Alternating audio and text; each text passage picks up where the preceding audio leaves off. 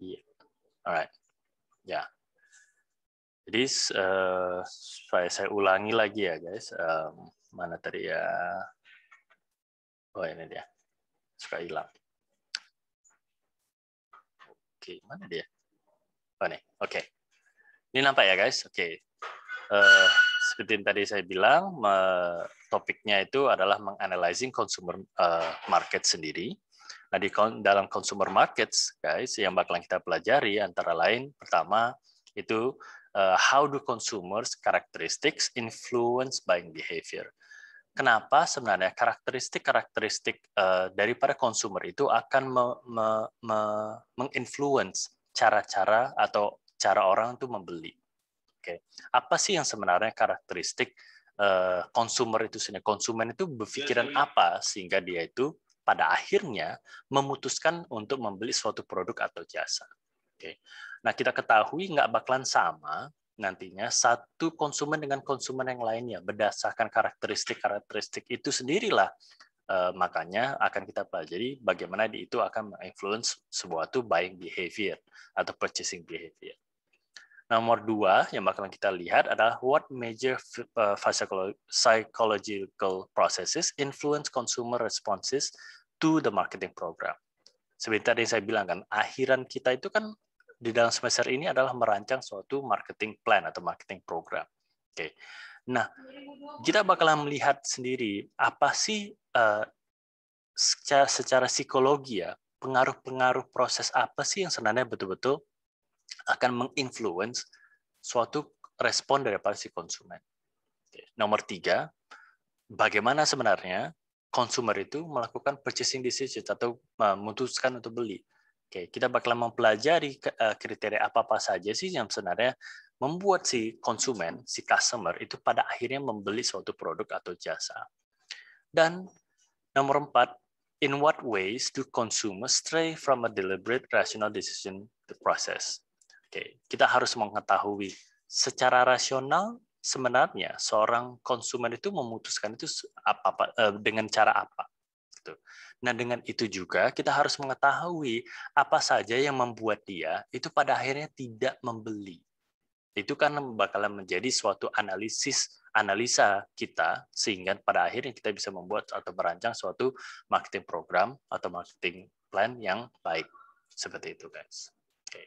Nah, seperti biasa, kalau misalnya ada pertanyaan, guys, silakan nanti dipotong saja, nggak perlu nunggu sampai selesai. Nah, kita lanjut. Marketers sendiri, guys. Marketers must have a thorough understanding of how consumers think, feel, and act and offer clear value to each and every target consumer. Jadi tugas kita sebagai marketer atau sebagai pemasar, dia harus betul-betul sangat mengetahui dengan detail nih bagaimana si konsumer itu berpikir, bagaimana si konsumer itu merasakan, bagaimana si konsumer itu bertindak atas value-value yang sebenarnya diberikan dari si perusahaan atau si bisnis kepada dia. Tentunya bakalan berbeda satu konsumen dengan konsumen yang lainnya, walaupun dia membeli produk yang sama. Ya kan? Ada orang yang membeli produk misalnya kopi hanya untuk nongkrong.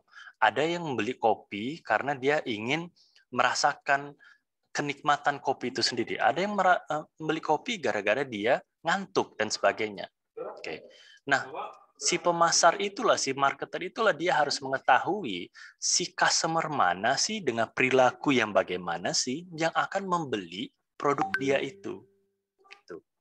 Nah, di dalam pembahasan materi hari ini kita bakalan melihat apa-apa saja sih yang harus diperhatikan oleh si pemasar, oleh si marketer, sehingga kita betul-betul tahu sebenarnya bagaimana merancang hal yang paling pas, program yang paling pas, plan yang sangat tepat untuk si customer kita.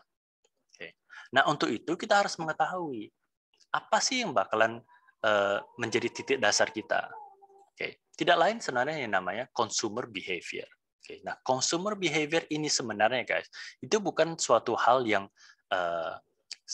turunan langsung daripada ilmu marketing, tapi dia turunan dari yang namanya psikologi. Oke. Namun nggak bisa kita pungkiri, consumer behavior ini akan menjadi salah satu hal yang bakalan tidak terpisahkan dari yang namanya marketing. Oke. Permasalahannya, what influence consumer behavior? Apa sih yang sebenarnya yang yang berkaitan sama yang namanya consumer behavior? Oke. Guys, ini materinya nampak kan ya? Nampak, Pak. Nampak, oke. Ya. Kalau misalnya nggak nampak, kasih tahu ya, mana tahu ada kesalahan. Oke. Nah, consumer behavior itu sendiri is the study of how individuals, groups, and organizations select, buy, use, and dispose of goods, services, ideas, or experience to satisfy their needs and wants. Oke. Jadi sebenarnya consumer behavior ini adalah suatu studi mengenai apa? Mengenai si individu, si grup, ataupun si organisasi dengan melihat sebenarnya apa sih yang membuat dia itu memilih, apa sih yang membuat dia itu membeli, menggunakan segala hal yang namanya barang atau jasa atau bahkan ide atau bahkan experience sekarang ini ya kan, apalagi dengan masa pandemi ya kan, experience menjadi sesuatu yang dijual sama orang. Untuk apa? Untuk memuaskan yang namanya kebutuhan dia, keinginan dia. Nah, itu sebenarnya studi mengenai consumer behavior. Makanya, walaupun consumer behavior itu turunannya langsung dari ilmu psikologi, dia tidak terpisahkan dengan yang namanya marketing. Karena dari situlah kita mengetahui betul kenapa sebenarnya si konsumer itu memutuskan untuk membeli, memutuskan untuk menggunakan, memutuskan untuk berexperience mengenai produk atau jasa yang ditawarkan. Nah, consumer behavior ini sendiri, ada beberapa faktor yang sangat mempengaruhinya. Yang pertama, cultural factors, atau budaya, faktor-faktor budaya, gitu kan. Baru ada social factors, faktor-faktor sosial yang bakalan mempengaruhi bagaimana seorang itu sebenarnya membeli atau mempurchase. Sampai kepada personal factors, faktor-faktor yang bersifat pribadi. Nah, ketiga hal ini atau tiga faktor ini itu bakalan menginfluence yang namanya consumer behavior. Menginfluence, mempengaruhi yang namanya kenapa dia itu membeli. Apakah gara-gara budaya? Apakah gara-gara sosial supaya dia nampak keren atau apapun gitu kan, sosial, atau gara-gara personal issues, gara-gara sesuatu yang sangat personal gitu. Nah, biasanya tiga faktor ini yang bakalan sangat mempengaruhi cara orang membeli. Untuk apa orang membeli? Nah, untuk itu juga harus kita ketahui sebenarnya apa sih yang dimaksud dengan cultural factors itu sendiri, kan gitu. Apa sih namanya? Apa sih maksud daripada cultural factors? Kalau budaya sendiri is the fundamental determinant of a person's wants and behavior. Jadi kalau budaya itu sebenarnya suatu fundamental yang mendasari apa sih yang namanya yang diperlukan atau diinginkan oleh si individu. Itu yang akan budaya juga akan mempengaruhi yang namanya sikap kita, behavior kita. Makanya kita bisa lihat budaya Barat dengan budaya Timur sangat berbeda, dengan budaya Eropa juga sangat berbeda, dengan Afrika, Timur Tengah dan sebagainya, itu semuanya mempunyai budaya yang beda-beda.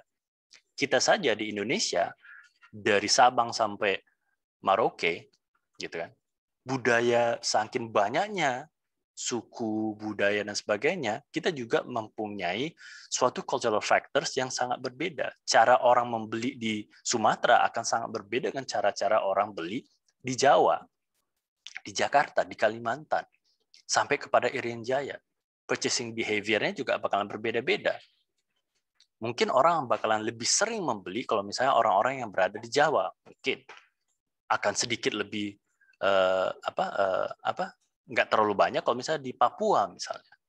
Purchasing behavior-nya mungkin mereka beli baju berapa kali dalam setahun, kalau mungkin di Jawa atau Sumatera lebih sering dan sebagainya. Hal-hal itu yang harus dilihat oleh seorang marketer atau seorang pemasar.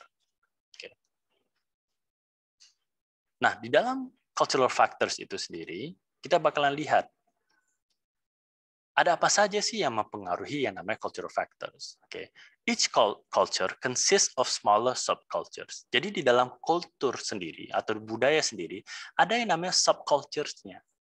Nah, subcultures inilah sebenarnya yang mengidentifikasi secara spesifik kita itu berada di sosial yang mana. Oke, ya salah satunya pertama nationalities. Oke, budaya antar negara. Oke, seperti itu yang saya bilang. Antara negara Indonesia, misalnya di ASEAN sendiri, ada Indonesia, Malaysia, Singapura, Vietnam, Kamboja, dan sebagainya. Gitu. Itu saja mempunyai budaya yang berbeda-beda. Gitu. Budaya Malaysia, walaupun mirip dengan Indonesia, itu juga sangat berbeda. Apalagi dengan Singapura. Apalagi dengan Kamboja, Myanmar, dan mungkin juga dengan Vietnam, dan bahkan sampai ke Filipina dan sebagainya. Mempunyai budaya-budaya yang berbeda sehingga seorang pemasar di saat dia ingin memasarkan produk atau jasa yang ditawarkan oleh dia atau bisnis dia itu harus melihat dari segi budaya, apalagi soal nationalities harus dilihat. Bisa nggak aku melakukan hal ini? Jangan-jangan apa yang aku buat di Indonesia itu akan berbeda di Malaysia tanggapannya. Sehingga dia harus lihat. Jangan sampai menyinggung suatu nationalities. Baru nomor 2, religions. Agama. Oke, kita tahu sendiri agama menjadi suatu topik yang sangat sensitif. Si pemasar, di saat dia melakukan marketing program, itu harus mempengaruhi atau mempertimbangkan yang namanya agama. Jangan sampai ucapan dia, program dia, advertisement dia, atau apapun cara komunikasi dia, dari si perusahaan ke konsumen itu menyinggung suatu agama di dalam negara tersebut. Oke. Itu akan vital sekali. Oke. Baru nomor 3, racial groups. Oke. Kalau di Indonesia sendiri, kayak tadi saya bilang dari Sabang sampai Merauke, banyak sekali yang namanya suku-suku. Oke. Walaupun satu bangsa Indonesia, suku kita banyak yang mempunyai kembali lagi budaya yang berbeda. Batak Toba dengan Batak Karo aja misalnya kan berbeda. Orang Jawa sama orang Sunda berbeda walaupun dia satu pulau dan sebagainya, mempunyai culture yang berbeda, budaya yang berbeda-beda. Sampai kepada yang namanya geographic regions, antar benua misalnya. Benua Amerika dengan benua Eropa dengan benua Asia mempunyai budaya juga yang berbeda-beda. Makanya sering kita bilang, oh ya budaya Barat nggak cocok di budaya Timur dan kebalikannya dan sebagainya. Seperti itu. Jadi budaya menjadi satu hal yang bakalan harus kita pertimbangkan di saat kita melakukan yang namanya merancang program marketing kita. Oke. Berikutnya adalah social factors. Oke. Social factors itu antara lain itu mengenai groups, family, atau social roles di dalam suatu lingkungan tertentu. Oke, ini akan juga mengefek yang namanya purchasing behavior atau buying behavior itu sendiri. Oke. Kenapa dia ingin membeli? Apakah ada hal-hal tertentu yang membuat dia itu ingin membeli? Gitu kan? Apakah dia ingin membeli hal tersebut untuk melihat lebih mewah? Apakah dia ingin membeli supaya dia mendapatkan suatu role di dalam society dan sebagainya? Itu bakalan harus dipertimbangkan oleh si customer. Okay. Nah, kalau kita lihat yang pertama soal social groups itu adalah reference groups. A person's reference groups are all the groups that have a direct face-to-face or indirect influence to their attitudes and behavior. Jadi si pemasar itu harus lihat reference group si customer dia itu seperti apa. Okay. Kalau misalnya kalau di sini pengertiannya si reference groups ini akan mempengaruhi yang namanya tadi sikap dia sendiri, cara dia membeli. Oke. Jadi kalau misalnya kita lihat misalnya ya, dia rupanya grupsnya itu adalah grup pencinta olahraga balap motor, misalnya GP, gitu kan. Nah GP itu sendiri pada akhirnya itu akan mempengaruhi cara dia mempercayai bakalan seperti orang-orang yang berada di dalam grup balap itu sendiri, gitu. Okay. Sehingga itu yang bakalan menjadi suatu hal yang harus diperhatikan oleh si pemasar. Habis itu klik groups. Okay. Jadi society itu dilihat dari kelompok-kelompok kecil, gitu kan. Misalnya kelompok-kelompok arisan, gitu kan. Itu kan namanya klik groups. Kelompok-kelompok di dalam sekolah misalnya. Itu kan juga klik groups. Gitu. Klik members itu biasanya itu mempunyai sifat-sifat yang sama, gitu kan. Ya kan, kalau misalnya kalian sendirilah di dalam universitas kalian, di perguruan tinggi kalian sendiri, kan ada kelompok-kelompok kecilnya juga, ya kan. Apakah perangkatan, dalam perangkatan pun biasanya nanti ada kelompok-kelompok kecil lagi. Nah, biasanya si kelompok-kelompok kecil ini mempunyai sifat-sifat yang sama orang-orangnya. Paling beda-beda dikit. Tapi kesamaan dia suka mengenai hal tertentu itu biasanya sama. Oke. Jadi ini klik groups ini bakalan lebih kecil daripada yang tadi reference groups. Oke. Itu bedanya. Lalu setelah klik groups ada yang namanya family groups. Family groups ini tentunya seperti yang kata besarnya soal keluarga dia. Oke. Berorientasi kepada yang namanya apakah orang tua, saudara-saudara, gitu kan, sampai kepada sepupuan dan sebagainya, itu yang namanya family groups. Oke. Seperti kayak gini, kalau misalnya kayaknya ini bakalan selalu ada. Pasti ada WA group keluarga kalian sendiri, misalnya. Itu family groups namanya. Oke. Si pemasar juga harus mempertimbangkan hal tersebut dalam yang namanya budaya. Budaya, sosial tadi. Oke. Lalu setelah family groups, ada yang namanya personal groups. Oke. Nah, personal groups ini lebih sebenarnya nggak cocok sih sebenarnya bilang groups, karena personal ini lebih masuk pada yang namanya kriteria. Oke. Karakteristik daripada si individu itu sendiri. Personal karakteristik that influence a biased decision include age, ya kan? Jadi kalau misalnya si pemasar dia melihat soal personal groups ini sendiri, dia harus lihat, oke, si customer aku itu sebenarnya umurnya berapa? Okay. Dia di dalam hidup dia berada di masa atau siklus yang seperti apa? Misalnya, apakah dia lagi masa-masa sekolah, masa-masa kuliah, atau masa-masa baru masuk kerja, atau sudah mapan, atau mau berujung ke pensiun. Itu kan juga mempunyai karakteristik cara membeli yang berbeda-beda. Mungkin orang yang akan pensiun, dia mungkin nggak akan seintensitas membeli dibandingkan sama orang yang baru saja kerja. Orang yang baru saja kerja kan biasa, wow, dapat duit, ya kan? Wow, dapat gaji pertama nih, langsung habis gaji pertama itu langsung ludes 1 jam langsung habis karena belanja atau mau beli ini segala macam.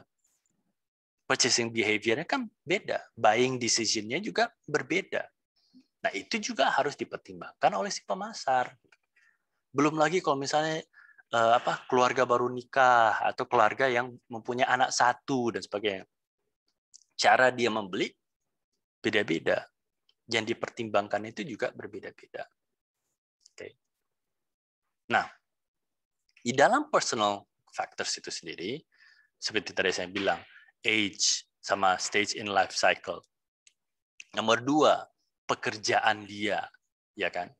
Secara ekonomi dia juga seperti apa. Oke. Nomor 3, personality and self-concept itu sendiri. Apa sih yang dia pikirkan mengenai diri dia?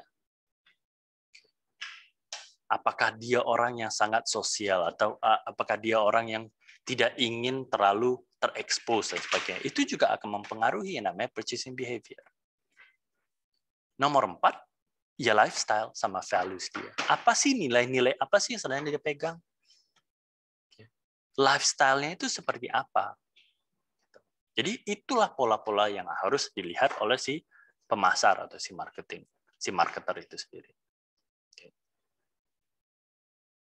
Nah, selanjutnya guys, di dalam hal kita sudah mengetahui tadi ya, ada cultural factors, ada social factors, dan personal factors. Oke. Lalu kita masuk kepada yang namanya key psychological processes. Kita harus mengetahui secara proses si konsumen itu membeli itu seperti apa. Oke. Kalau kita lihat dari sini ya, di gambar ini misalnya kan, dia itu didapatkan dari stimulus, marketing stimulus. Hal-hal yang dibuat oleh si pemasar agar menstimulus orang melihat produk atau barang atau jasa dia. Oke. Apakah itu yang menjadi suatu faktor dia terakhirnya itu membeli? Karena itu udah pasti masuk dalam antrian tersebut, proses tersebut. Selain itu, ada juga stimulus-stimulus yang lain. Secara ekonomi, secara teknologi, secara politik, secara budaya juga, itu juga menjadi stimulus-stimulus yang lainnya. Baru masuk kepada yang tadi yang kita sudah bicarakan. Consumer psychology sama consumer karakteristik. Tadi, cultural, social, personal. Secara psikologi, kita lihat, ada motivation, ada perception, ada learning, dan ada memory atau emotions. Nah, ini yang kita sebut yang namanya psychological processes itu sendiri. Jadi setelah hal yang sebelah kiri di sini, guys, yang sebelah kiri ini adalah apa yang akan kita rancang atau apa yang akan kita buat perencanaannya. Mempertimbangkan hal tengah ini, consumer karakteristik tadi yang di awal kita sudah pelajari, dan consumer psychological processes-nya. Itu yang akan pada akhirnya menentukan yang sebelah kanan ini, buying decision processes sampai kepada yang namanya purchase decision itu sendiri. Makanya sekarang kita akan fokus kepada ini, consumer psychology yang terdapat di dalamnya motivation, ya kan, perception, learning, sampai kepada emotions. Nah, motivation itu sendiri, guys, a need becomes a motive. Jadi didasari dari kebutuhan. Kebutuhan si konsumer apa? Keinginannya itu apa? Nah, itu yang biasanya akan memotivasi dia untuk mencari. Dan pada akhirnya bertindak untuk membeli. Makanya kita harus melihat secara psikologi, motivasi dia itu apa? Apa yang mendorong dia untuk membeli? Oh, rupanya dia membutuhkan ini. Dia menginginkan ini karena A, karena B, karena C. Itulah tugas si pemasar untuk mengidentifikasi itu. Sehingga pada akhirnya dia bakalan bisa membuat stimulus yang tepat bagi si konsumen. Nomor 2 yang harus kita lihat adalah perception. A process by which we select, organize, and interpret information inputs to create meaningful picture of the world. Namanya persepsi. Dari informasi-informasi yang bakalan kita kumpulkan nanti dan dirancang oleh si pemasar, kita harus pada akhirnya membuat suatu persepsi di benak si konsumen. Kembali lagi, stimulus kan? Stimulusnya seperti apa yang bakalan kita buat, gitu. Makanya itu menjadi salah satu proses yang harus disinggung oleh si pemasar nantinya. Baru nomor 3, learning. Ini masuk ke dalam key processes-nya di psychological-nya. Induces changes in our behavior arising from experience. Kita harus lihat juga misalnya nih, si customer, si calon pelanggan kita, prior experience dia itu apa? Kejadian-kejadian masa lalu dia menggunakan suatu produk itu seperti apa? Jadikan itu sesuatu yang akan membangkitkan atau membedakan justru kita dengan orang-orang yang lain. Misalnya kayak perang antara Samsung sama iPhone yang kasusnya minggu lalu gitu kan. Itu kan sebenarnya yang dilakukan oleh Samsung agar dia menang dari iPhone adalah melihat prior experience-nya orang-orang yang memakai iPhone. Dan itu yang membuat dia itu membuat suatu marketing campaign atau marketing plan untuk bukan menghancurkan ya, tapi untuk melawan kesuksesan iPhone itu sendiri. Gitu. Gara-gara itulah makanya orang jadinya atau si customer bagiannya mikir, learn dia. Oh iya, aku dulu prior experience itu menggunakan produk A itu seperti ini. Aku maulah sesuatu yang berbeda. Baru nomor 4, memory atau emotion. Ini dijadikan jadi satu biasanya. A brand or product may make a consumer feel proud, excited, confident. Okay. Sebenarnya produk atau jasa yang kita berikan itu akan memberikan dia rasa apa? Amankah, puaskah, proudkah, excitedkah, lebih percaya dirikah? Jadi kita harus melihat si konsumen itu kembali lagi kebutuhan dia akan produk atau jasa yang akan kita tawarkan itu sebenarnya apa. Jadi kalau semuanya itu terlink, stimulus kita ini nantinya akan mendorong dia pada akhirnya melakukan buying purchasing decision process sampai kepada purchasing decisions itu sendiri. Tanpa ini dia bakalan hanya mencari saja. Belum tentu dia pada akhirnya mendapatkan produk kita atau brand kita. Nah, itu yang sering sekali terjadi. Apalagi kalau saya lihat bisnis-bisnis muda sekarang ini yang baru-baru buka misalnya. Orang kan lagi ngetren ini kan menjadi entrepreneur muda gitu kan, buka bisnis karena teman-teman yang lainnya juga lagi buka bisnis misalnya. Nggak salah, bagus justru. Tapi banyak juga yang gagal. Kenapa? Karena dia nggak tahu cara memarketing itu seperti apa. Bukan menjual ya, tapi memarketing produk atau brand dia itu sendiri. Sehingga orang nggak tahu dia itu ada. Gitu. Nah, itulah gunanya marketing. Nah, motivation sendiri, guys. Itu kalau kita lihat secara teori, itu ada 3 teori utama daripada motivation. Pertama, Freud's teori. Sigmund Freud berasumsi the psychological forces shaping people's behavior are largely unconscious. Okay. Jadi dia bilang secara psikologi sebenarnya ya orang itu memutuskan itu sebenarnya secara tidak sadar. Okay. Dia sebenarnya nggak tahu termotivasi oleh apa dia itu melakukan purchasing atau membeli sesuatu. Okay. Tapi itu dulu. Itu suatu teori yang memang sudah sangat lama. Nah, nomor 2 adalah Maslow teori. Nah, Maslow teori ini adalah suatu teori yang sampai sekarang ini selalu dipakai.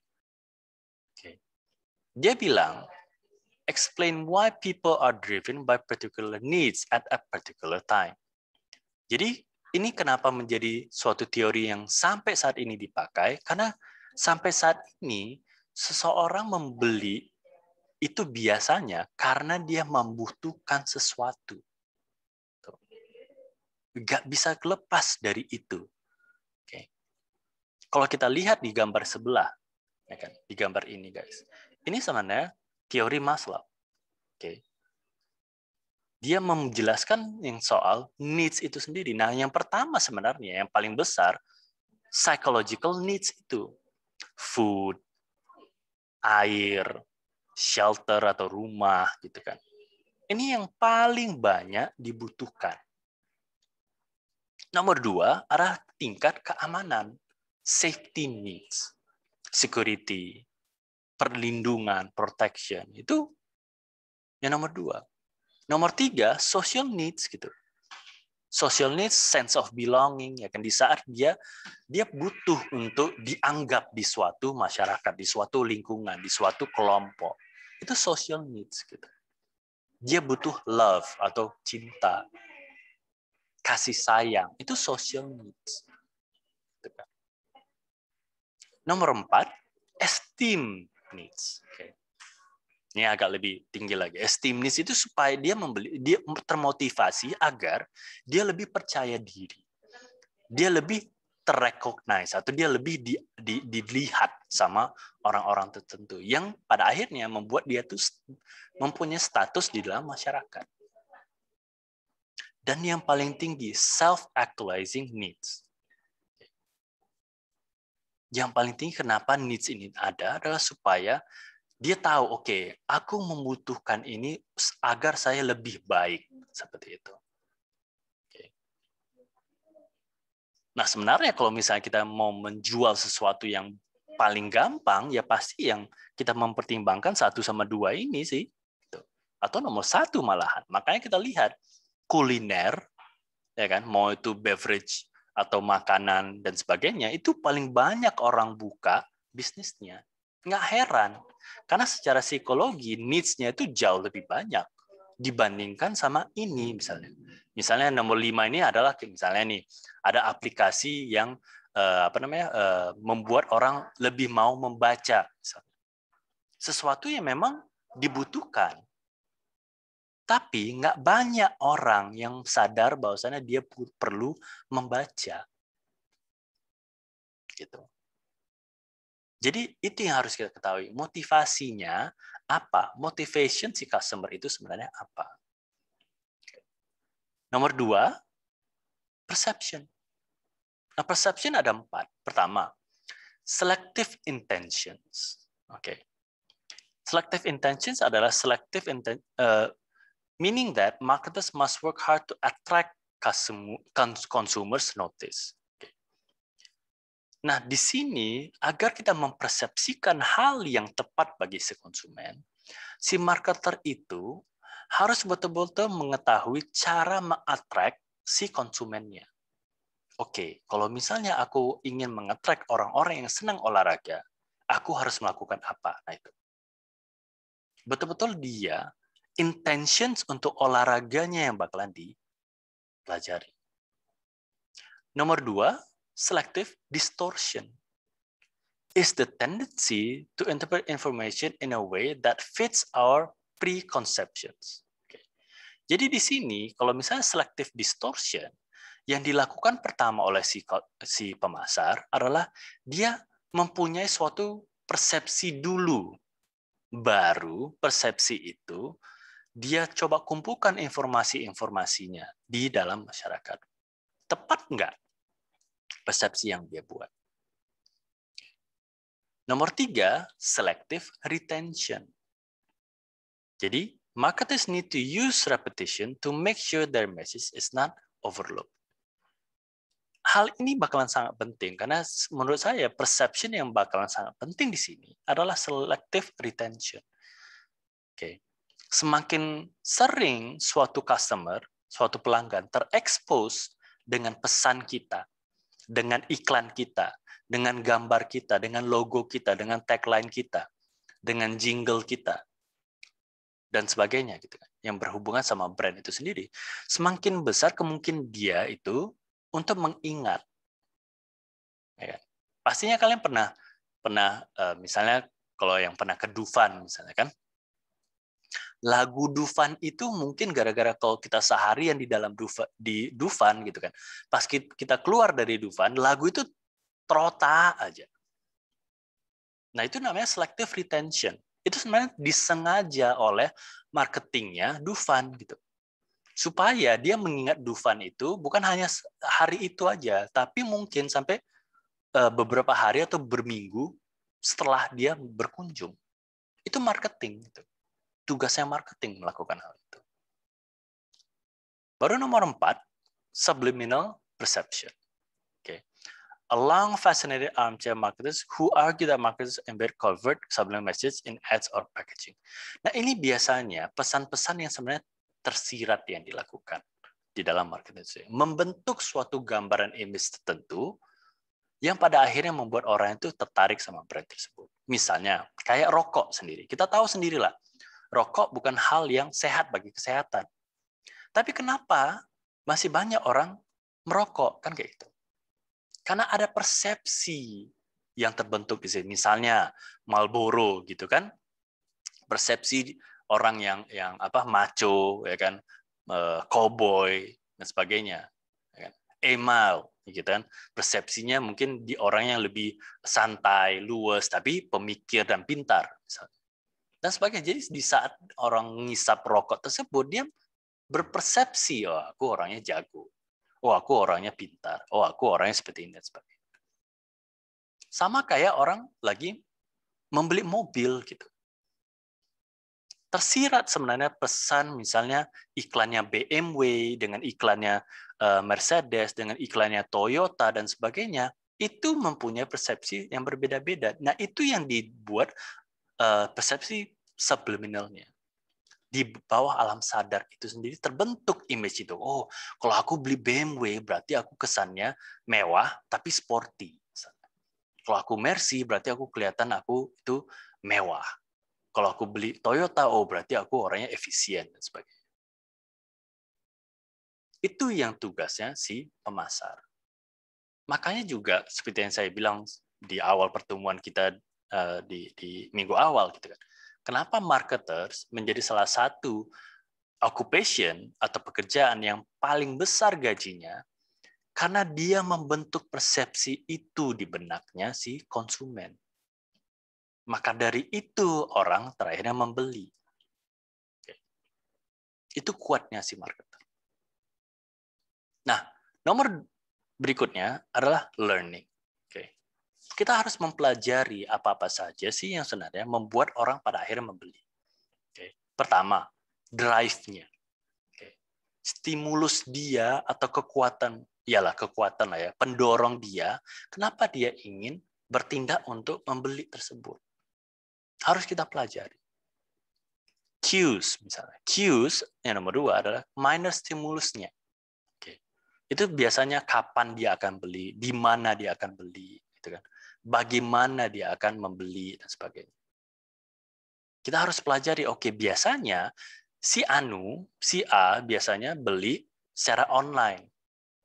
Kalau si B biasanya beli langsung ke tokonya, offline dia. Cara dia bayar, oh dia bayarnya dengan transfer, oh dia bayarnya dengan cash, gitu kan. Itu cues. Nomor 3, kita harus mempelajari discrimination-nya. Harus merecognize different sets of similar stimuli. Kita harus mempelajari sebenarnya perbedaan satu demi satu, termasuk kompetitor. Dan nomor 4, hedonic bias. Occurs when people have a general tendency to attribute success to themselves and failure to external causes. Kita harus pelajari juga pada akhirnya produk itu meaning kepada dia itu apa? Apakah itu akan kontribusi kepada kesuksesan dia? Atau malah kegagalan dia nantinya. Biasanya konsumen akan bertendensi memilih suatu produk atau membeli suatu produk di saat dia, oh ya, kalau aku beli ini akan menambahkan apa gitu diriku. Oh, kalau aku beli ini, kesempatan aku untuk nembak si cewek itu jadi lebih besar, misalnya gitu. Nah, itu yang juga harus dipelajari, guys. Dan yang terakhir ya soal emotions. Emotions bakalan a brand product what makes it feel to the consumer. Apa sih yang dirasakan oleh si konsumen di saat dia membeli atau menggunakan produk tersebut? Ya itu kan misalnya kan kalau misalnya kayak ibu-ibu arisan misalnya kan, cewek-cewek nih sering kalau misalnya mau foto gitu kan, kadang-kadang kan dia foto tasnya di depan misalnya kan gitu. Itu kan sebenarnya penunjukan emosi. Dia merasakan kalau aku menunjukkan tas aku di depan ini yang mereknya A, B dan C dan sebagainya, itu akan menunjukkan social class dia, status dia dan apapun gitu. Itu kan emotions yang keluar, perasaan yang keluar. Nah, itu juga bakalan bisa digunakan oleh si pemasar. Apakah dia pada akhirnya membuat suatu iklan atau suatu advertisement atau suatu poster yang lucu, yang mewah, yang bagaimana, yang sesuai dengan emosi atau emotions-nya si customer-nya. Nah, untuk itu juga perlu kita ketahui di dalam emotion juga masuk ke dalam memori tadi. Salah satu psychological key factors-nya. Jadi memory process itu sendiri adalah memory encoding describes how and where information gets into memory. Oke. Jadi kita harus mengetahui juga sebenarnya guys, pesan-pesan yang kita berikan sebagai seorang marketer mengenai produk atau jasa yang kita berikan kepada konsumen, itu sebenarnya itu masuk ke dalam otaknya si konsumen itu bagaimana. Tepat tidak? Sesuai tidak? Karena kalau tidak sesuai, yang jadinya ada penolakan. Gitu. Nggak terekam terakhirnya di dalam memori si konsumen. Nah, itu yang harus kita jaga sebagai seorang pemasar. Nggak bisa kita sembrono atau kita biarkan, gitu kan. Pesan yang kita sebenarnya ingin sampaikan itu salah diartikan atau salah direkam oleh si konsumen. Nah, kalau kita lihat di sini, di gambar sebelah kanan ini, guys, ini adalah mental map-nya, seorang pelanggan yang mempercayai yang nama produk State Farm. State Farm ini sebenarnya adalah perusahaan asuransi di Amerika Serikat. Mereka itu menyusun mental map-nya. Oke, consumer aku, dia memikirkan aku sebagai produk yang bagaimana ya di dalam benaknya. Memori dia merekam aku itu sebagai apa? Pertama, oh dia tuh safe. Produk si State Farm ini membuat aku tuh safe, merasa aman. Mereka, State Farm ini responsif. Nggak meninggalkan si konsumernya. Convenient, nggak susah, nggak ribet. Reputable, fast settlement, nggak lama-lama. Di saat aku klaim, nggak lama itu cairnya, sebagainya. Sampai kepada reliable, dependent, good reputation, top of the line insurance, jadi bukan asuransi yang abal-abal, gitu kan. Nah, itu yang ingin kita bentuk di memorinya si pelanggan-pelanggan kita. Tugas siapa? Kembali lagi, si marketer, si pemasar. Kalau tiba-tiba ada kata-kata negatif di sini, itu berarti ada kesalahan yang dilakukan di dalam program marketingnya. Nah, itu harus kembali kita evaluasi nanti. Pak, gimana caranya aku mengumpulkan hal-hal ini? Gitu. Itulah yang minggu lalu kita pelajari. Research, marketing research, observasi, survei, dan sebagainya. Itu masuk ke dalam kriteria ini tadi. Nah, masuk pada hal yang penting. Buying decision process.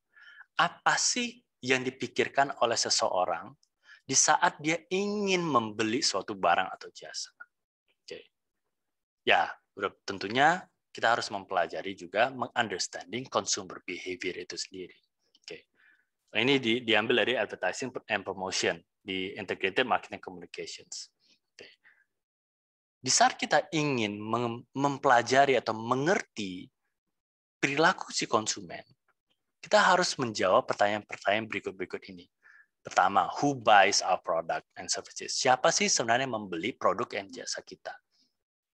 Who makes the decision? Siapa sih yang sebenarnya memutuskan untuk membeli? Apakah dia pribadi, orang tuanya, suami atau istrinya, pacarnya, adiknya? Siapa sih sebenarnya yang bertanggung jawab untuk memutuskan?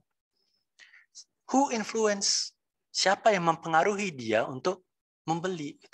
Apakah dari iklan? Apakah memang dari orang tua atau family? Apakah dari experience? Nah, itu juga harus kita tahu.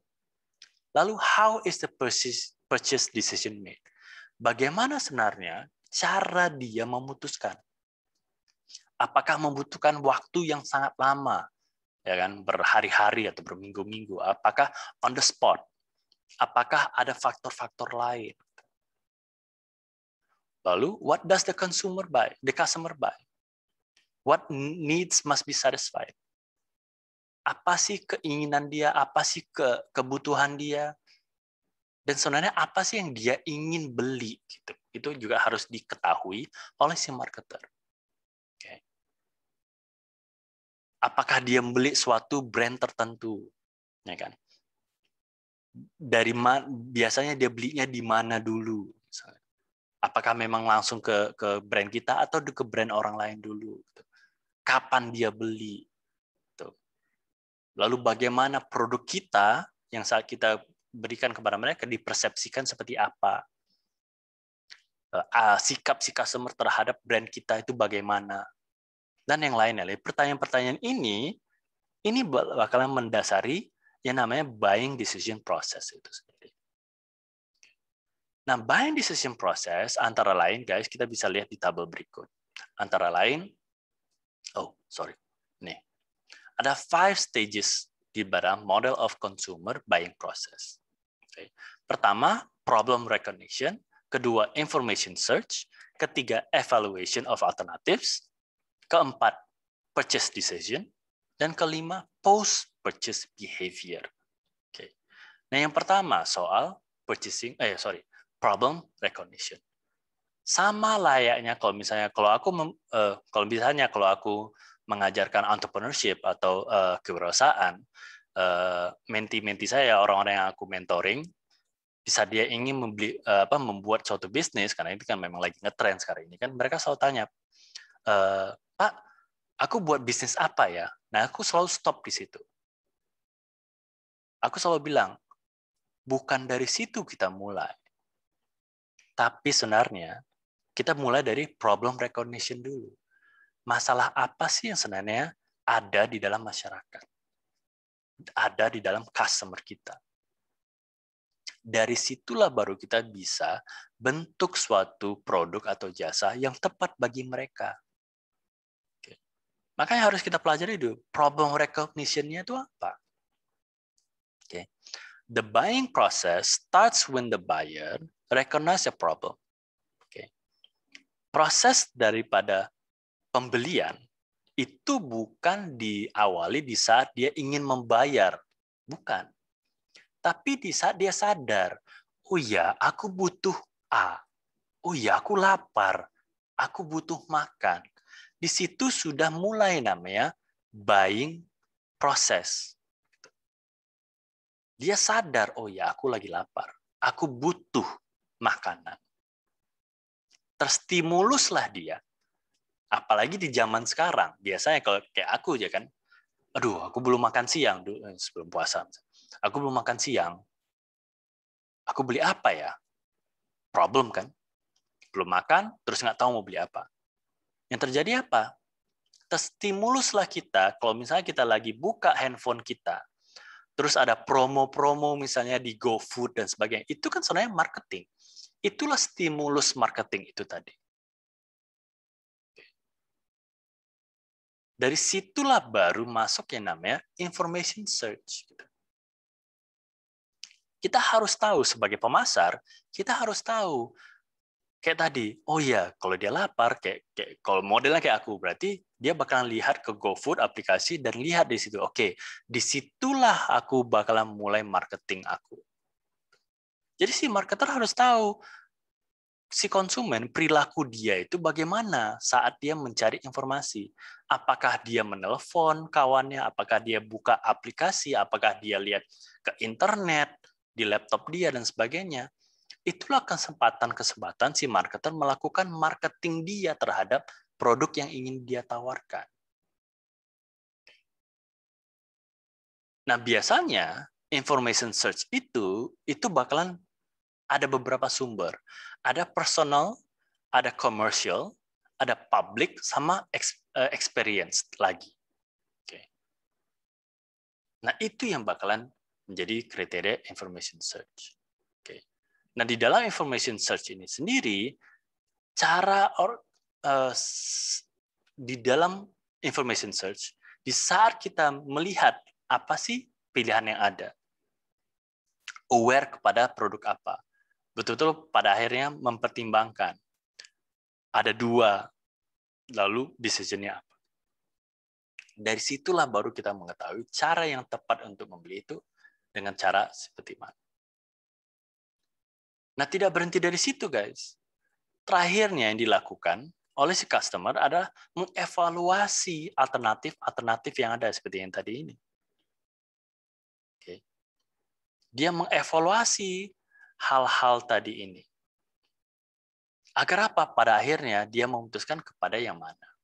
How does the consumer process competitive brand information and make the final value judgment? Gimana sih caranya si consumer itu pada akhirnya memilih brand mana yang akan dibeli? Karena bakalan ada beberapa kayak tadi laptop gitu, dari Mac, Apple, dari Dell, HP, Toshiba, Sony dan lain-lain gitu kan. Cara dia mengevaluasi itu bagaimana? Karena pada akhirnya itu yang akan mendorong kepada purchasing decision. The consumer forms preference among the brands in the choice set. Okay. Jadi inilah yang bakalan mendasari intention to buy. Okay. Apa preferred brand-nya? Brand pilihan dia, merek pilihan dia. Oke, aku pada akhirnya akan memilih Apple dibandingkan sama Dell. Kembali lagi, itulah tugas-tugas si marketer, si pemasar itu, untuk mengetahui ini sendiri. Nah, di dalam itu juga, guys, ada yang namanya perceived risk. Oke. Resiko-resiko yang ada di dalam marketing. Atau lebih tepatnya decision making. Oke. Kadang-kadang, kita nggak hanya bisa lihat dari purchasing intentions-nya si consumer. Karena kadang-kadang si consumer juga bisa beralih pilihan-pilihannya. Makanya kita harus mengetahui supaya kita bisa meminimalisir resiko-resiko dia berpindah atau mengubah pikiran, kita harus mengetahui resiko-resiko dia. Pertama, functional risk-nya. Okay. The product does not perform to expectations. Nah, ini kadang-kadang yang membuat si consumer itu terakhirnya lari ke lain hati. Di saat functional risk itu terjadi, fungsi-fungsi yang sudah kita janjikan akan terjadi saat dia memilih dan membeli produk kita, rupanya itu tidak terjadi atau di luar ekspektasi dia. Ekspektasi dia A, rupanya terjadi B, gitu, yang sama sekali tidak memenuhi ekspektasi tersebut. Itulah functional risk. Gitu. Nomor 3, physical risk. The product poses a threat to the physical well-being of the health of the consumer. Di saat barang atau jasa yang kita berikan rupanya itu membuat dia itu beresiko. Misalnya nih, makanan, misalnya kita menawarkan suatu makanan, rupanya dia alergi terhadap makanan itu kan physical risk. Jadi sesak nafas dia, misalnya, atau bengkak-bengkak atau gatal-gatal, itu kan physical risk. Baru financial risk. Di saat produk itu rupanya salah harga, kemahalan. Apakah dengan mempurchase misalnya iPhone 12 yang 19-20 juta ke atas, itu adalah purchase yang baik atau tidak? Mungkin bagi orang yang tidak masalah membayar 20 juta lebih untuk suatu smartphone, ya nggak financial risk bagi dia. Tapi bagi orang yang baru bekerja, yang hidupnya mungkin tidak terlalu tinggi atau terlalu mewah, itu bakalan jadi suatu financial risk. Gara-gara dia beli iPhone itu ya nggak bisa makan, kan nggak lucu. Gitu. Baru nomor 4, social risk. Apakah saat dia membeli produk tersebut, itu akan mencemari kehidupan sosial dia. Misalnya, kalau misalnya dia ketahuan dengan kelompok dia, rupanya handphone dia itu bukan suatu merek yang terkenal, apakah itu akan mencemari nama social risk dia? Nah, itu hal-hal yang harus dipertimbangkan si marketer, si pemasar tadi. Jangan sampai resiko-resiko yang 4 ini, sebenarnya ada lagi sih, ada 6. Risiko-risiko ini itu terjadi, nah, termasuk ini psychological risk sama time risk. Okay.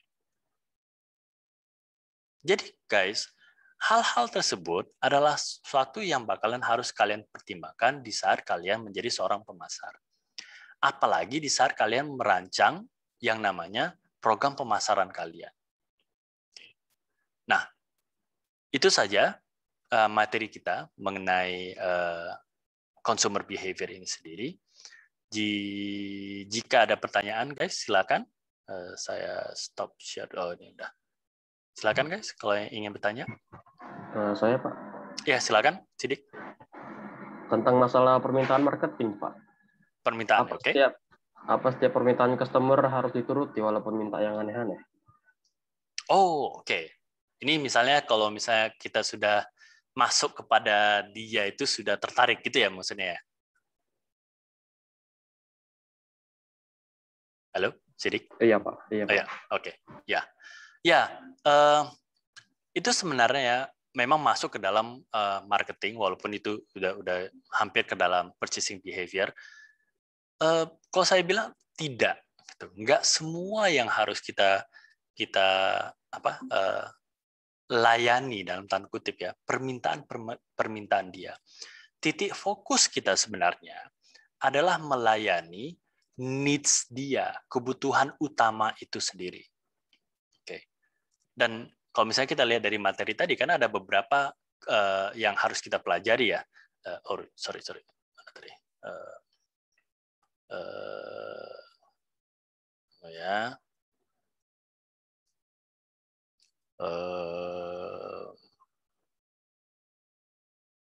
Ya, yang bakalan kita harus pelajari kan 3 faktor tadi. Ya kan? Cultural factor secara budaya, sosial, dan personal factors itu sendiri. Nah, biasanya kalau misalnya dia sudah masuk kepada yang namanya permintaan-permintaan segala sesuatu yang ditambah-tambah dia, itu sebenarnya sudah bukan masuk ke kriteria yang namanya needs dia. Itu paling masuk kepada yang namanya wants dia. Nah, biasanya kalau wants itu tidak sebesar yang namanya needs gitu. Yang perlu kita pertimbangkan sebagai seorang marketer, seorang pemasar adalah soal keinginan, kebutuhan utama dia itu tadi. Gitu. Selama kebutuhan itu menjadi prioritas, itu mungkin bisa kita tawarkan. Misalnya kayak asuransi, misalnya kan. Asuransi ini kan banyak juga, gitu kan. Fitur-fiturnya kan juga banyak, bukan hanya soal asuransi kesehatan, tapi juga ada asuransi jiwa, ada asuransi perlindungan yang anak dan sebagainya, asuransi untuk pendidikan dan sebagainya, itu kan banyak. Oke. Makanya disitulah letak peran si pemasar atau si marketing itu untuk mengetahui kebutuhan utama si customer itu apa. Nah, disinilah pentingnya kita mengetahui perilaku si konsumen. Gitu. Jangan sampai perilaku-perilaku dia itu salah kita pelajari. Gitu. Karena di saat salah, ya ada 2 kemungkinan. 1, nggak tepat yang kita berikan. Atau 2, dia makin banyak yang dia minta. Gitu. Makanya kita harus betul-betul tahu, oke, perilaku dia adalah seperti ini. Jadi kita tahu sebenarnya kapan kita harus stop atau kapan kita harus berengage lebih dalam lagi. Mungkin seperti itu, Sidik. Semoga bisa terjawab, Sidik. Sudah, Pak. Terima kasih, Pak. Ya. Ada lagi, guys, yang mau ditanya? Silakan.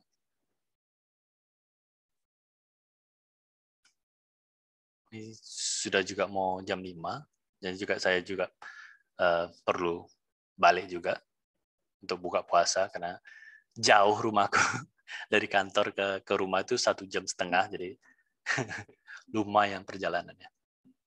Ada lagi, guys? Silakan. Cukup, Pak. Cukup. Oke. Nah, kalau cukup berarti pertemuan kita yang 1 sampai 7 itu udah selesai, guys. Terima kasih untuk sebelum mid semester. Maka minggu depan udah pasti nanti kita bakalan UTS. Setelah saya dapat informasi dari UTS, dari akademik, UTS itu akan berlangsung secara daring juga. Jadi nanti melalui Google Classroom. Oke. Nah, supaya nanti saya nggak luput, mana tahu itu diperlukan nanti pas kita lakukan UTS-nya, berarti kan di jam yang ini juga ya, benar nggak? Jadi jika sudah tidak ada lagi pertanyaannya, guys, terima kasih untuk hari ini. Semoga bermanfaat apa yang saya telah berikan kepada kalian. Sampai jumpa di UTS. Oke, di pertemuan berikutnya. Terima kasih, guys. Selamat sore. Assalamualaikum warahmatullahi wabarakatuh. Sore Pak, waalaikumsalam warahmatullahi wabarakatuh.